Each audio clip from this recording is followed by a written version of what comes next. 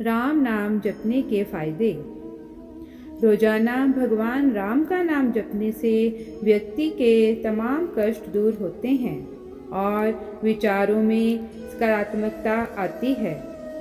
अक्सर हमने अपने बड़े बुजुर्गों को राम नाम जपते हुए देखा है। कहा जाता है, जो व्यक्ति सुबह की शुरुआत भगवान राम के नाम का स्मरण करते हुए करता है, उसके जीवन में सकारात्मकता आती है। इतना ही नहीं, राम नाम का जप देवता तक करते हैं। हनुमान जी इसके सबसे बड़े उदाहरण हैं। बजरंगबली के तो तन मन में राम रचे बसे हैं। इसके अलावा भगवान राम के नाम का जप शिव जी भी करते हैं। मान्यता है, जो लोग भगवान शिव को प्रसन्न करना चाहते हैं, वो अगर राम नाम का जप करें तो उन पर सदैव शिव की कृपा बनी रहती है। अगर बीमारी से ग्रस्त लोग रोज मन में राम नाम का जाप करते हैं तो इससे कुछ ही दिनों में वह निरोगी हो जाएंगे। दरअसल जब आप राम बोलते हैं तो पहला अक्षर रा उच्चारित होता है, जिसमें आपका पूरा मुख खुलता है, जिससे सारे ब्रह्मांड की शक्ति शरीर के अंदर प्रवेश कर जाती है।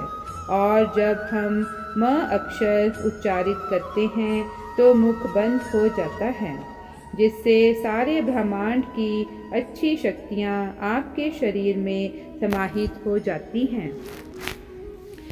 इसके अलावा अगर सुबह शाम राम नाम का स्मरण करते हुए 108 बार अजपा जाप कर लिया जाए तो इससे जीवन के सारे कष्ट दूर हो जाते हैं। जप करते समय रा बोलते हुए श्वास को पूरा खींचें और म बोलते हुए श्वास को छोड़ें। इससे आपका शरीर स्वस्थ रहेगा।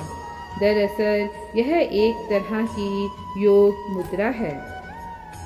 अगर राम नाम का अजपा जाप 108 बार नियमित कर लिया जाए तो ब्लड प्रेशर, एंग्जाइटी की परेशानी से निजात मिल सकती है।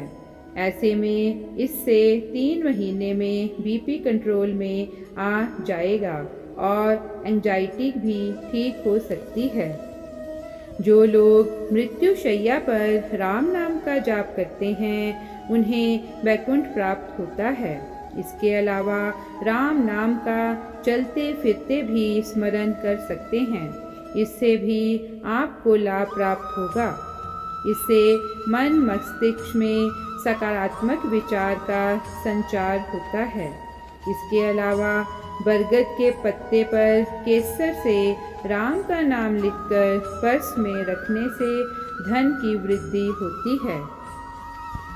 राम नाम के जाप से शनि दोष भी दूर होता है। साथ ही भगवान राम के जप से मंगली दोष का भी असर कम होता है। ऐसे में आप राम नाम के जाप से सभी असंभव काम संभव में बदल सकते हैं। भगवान राम का नाम बहुत ही पवित्र और शक्तिशाली माना जाता है। मान्यता है कि रोज़ राम नाम का जाप करने से व्यक्ति के जीवन में सभी दुख दर्द खत्म हो सकते हैं और उसे संसार से विदा होने पर मोक्ष की प्राप्ति होती है। कहते हैं, राम नाम का जाप करने वाले व्यक्ति को उसके अभिमान, लालच, वासना, क्रोध और द्वेष जैसी भावनाओं का भी अंत हो जाता है। मान्यताओं के अनुसार भगवान राम का नाम ही छोटा सा शक्तिशाली महामंत्र है, जिसके सिर्फ जपने से ही व्यक्ति को सही मार्ग दिखने लगता है। हिंदू धर्म के अनुसार राम नाम इंसान के जन्म से लेकर मृत्यु तक लिया जाता है।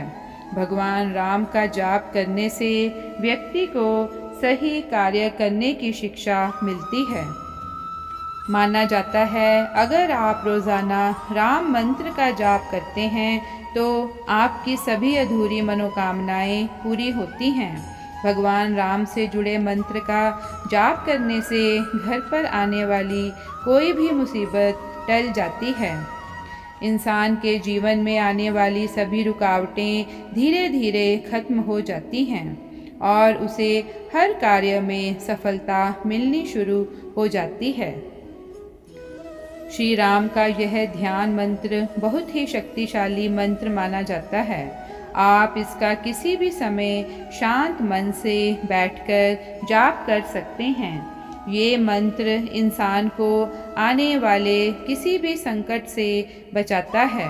कहा जाता है कि अगर घर में गृह क्लेश रहता हो तो भी इस मंत्र का जाप करने वाले व्यक्ति को इसका फायदा मिलता है।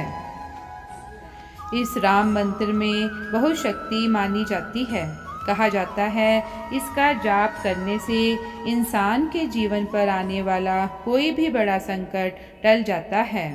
इस राम रक्षा मंत्र का जाप करने से साधक को अपने जीवन में सौभाग्य और सुख की प्राप्ति के साथ अकाल मृत्यु से छुटकारा भी मिलता है। साथ ही इस मंत्र का जाप करने से इंसान के जीवन में कभी भी दुख और परेशानी नहीं आती है।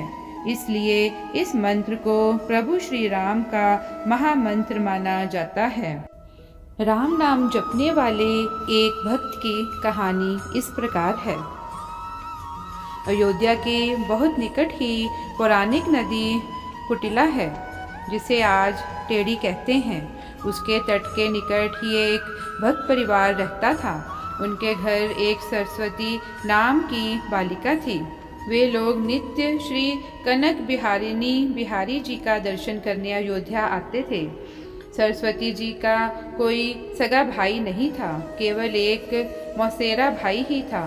वह जब भी श्री रघुनाथ जी का दर्शन करने आती, उसके मन में यही भाव आता कि सरकार मेरे अपने भाई ही हैं।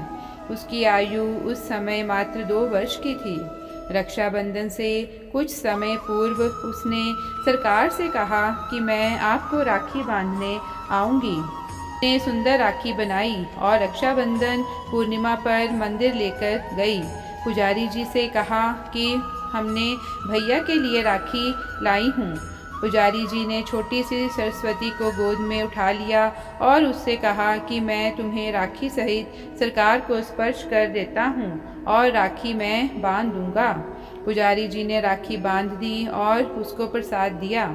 अब हर वर्ष राखी बांधने का उसका नियम बन गया। समय के साथ वह बड़ी हो गई और उसका विवाह निश्चित हो गया।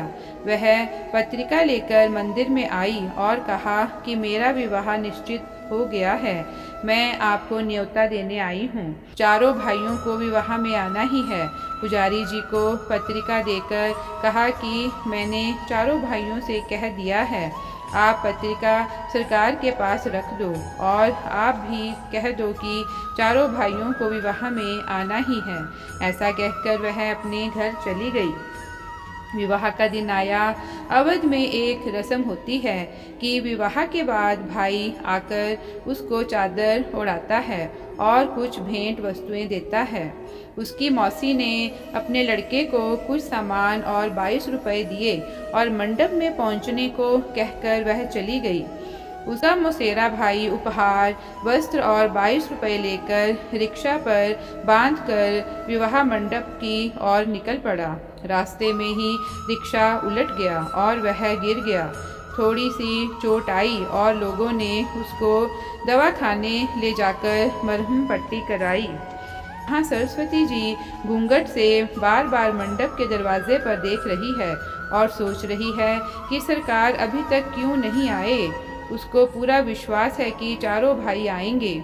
माँ से भी कह दिया कि ध्यान रखना, अयोध्या जी से मेरे भाई आएंगे। माँ ने उसको भोला समझकर हंस दिया। जब बहुत देर हो गई तब व्याकुल होकर वह दरवाजे पर जाकर रोने लगी। दूर दूर के रिश्तेदार आ गए, पर मेरे अपने भाई क्यों नहीं आए? क्या मैं उनकी बहन नहीं हूँ? उसी समय 4 बड़ी मोटर गाड़ियाँ और एक बड़ा ट्रक आते हुए उसने देखा। पहली गाड़ी से उसकी मौसी का लड़का और उसकी पत्नी उतरे। बाकी गाड़ियों से और 3 जोड़ियाँ उतरी। मौसी के लड़के के रूप में सरकार ही आए हैं। रतन जटिल पगड़ियाँ, वस्त्र, हीरों के हार पहन रखे हैं। श्री हनुमान जी पीछे ट्रक में सामान भरकर लाए हैं। हनुमान जी पहलवान के रूप में आए थे। उन्होंने ट्रक से सारा सामान उतारना शुरू किया। स्वर्ण, चांदी, पीतल, तांबे के बहुत से बर्तन, बिस्तर, सोफे, ओढ़ने बिछाने के वस्त्र, साड़ियाँ, अलमारियाँ, कान, नाक, गले, कमर, हाथ पैर के आभूषण।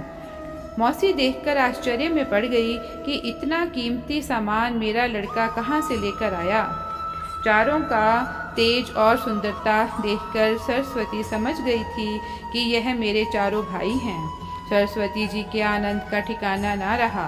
उसका रोना बंद हो गया। सरकार ने इशारे से कहा कि किसी को अभी भेद बताना नहीं, गुप्त ही रखना। इनका रूप इतना मनोहर था कि सब उन्हें देखते ही रह गए। कोई पूछ न पाया कि यह गाड़ियाँ कैसे आई, ये अन्य 3 लोग कौन हैं। लोग हैरान होकर देख रहे थे कि अभी तक रो रही थी और अभी इतना हंस रही है और आनंद में नाच रही है। किसी को कुछ समझ नहीं आ रहा था। जब तक उसकी विदाई नहीं हुई तब तक चारों भाई उसके साथ ही रहे। सभी गले मिले और आशीर्वाद दिया। सरस्वती ने कहा, जैसे आज शादी में सब संभाल लिया वैसे जीवन भर मुझे संभालना।